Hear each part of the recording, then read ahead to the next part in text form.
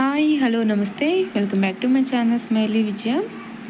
కందిపప్పుతోనే కాకుండా ఇలా పెసరపప్పుతో కూడా పప్పు చేసుకోండి. వంటికి చలవ చేస్తుంది, చాలా టేస్టీగాను ఉంటుందండి.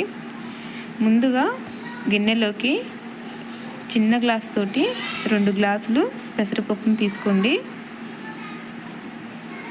వాటర్ పోసుకొని 2 టైమ్స్ కడగండి. ఈ పెసరపప్పును అయితే నానబెట్టుకునే పని లేదండి, డైరెక్ట్గా ఉడికించుకోవచ్చు. ఇలా 2 టైమ్స్ కడిగి మూత పెట్టుకొని స్టవ్ మీద పెట్టి ఉడకనివ్వండి. ఇదిగోండి, తొందరగానే ఉడికిపోయింది. ఇలా మెత్తగా ఉడికిన తర్వాత దీనిలోకి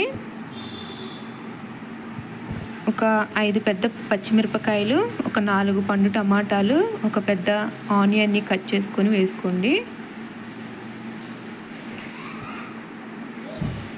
వేసుకున్న తర్వాత ఒకసారి కలుపుకొని వీటన్నిటిని ఉడకనివ్వండి పప్పులో.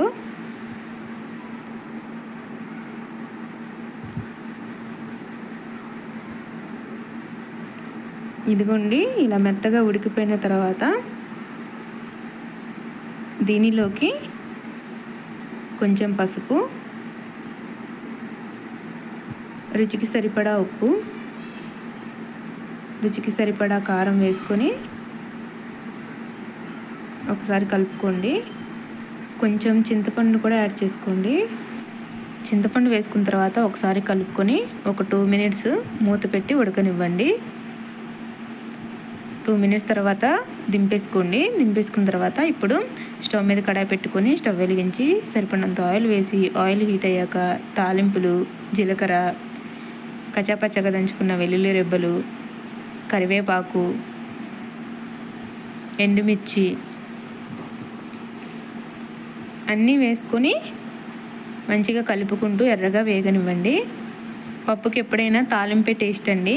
ఇవి మంచిగా ఎర్రగా వేగాలి. ఇలా ఎర్రగా వేగిన తర్వాత పప్పుని యాడ్ చేసుకోండి. యాడ్ చేసుకొని వెంటనే మూత పెట్టండి. ఆ తాలింపు స్మెల్ అనేది బయటికి పోకుండా ఉంటుంది మూత పెడితే. తర్వాత కొంచెం సేపటి తర్వాత మూత తీసి ఇలా మొత్తం తాలింపు అంతా కలిసేలాగా కలుపుకోండి.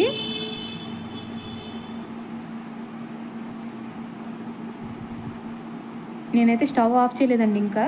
ఇప్పుడు మళ్ళీ మూత పెట్టి ఒక 2 మినిట్స్ తాలింపు అంతా పట్టనివ్వండి. అంతేనండి, టమాటా పెసరపప్పు రెడీ అయిపోయింది.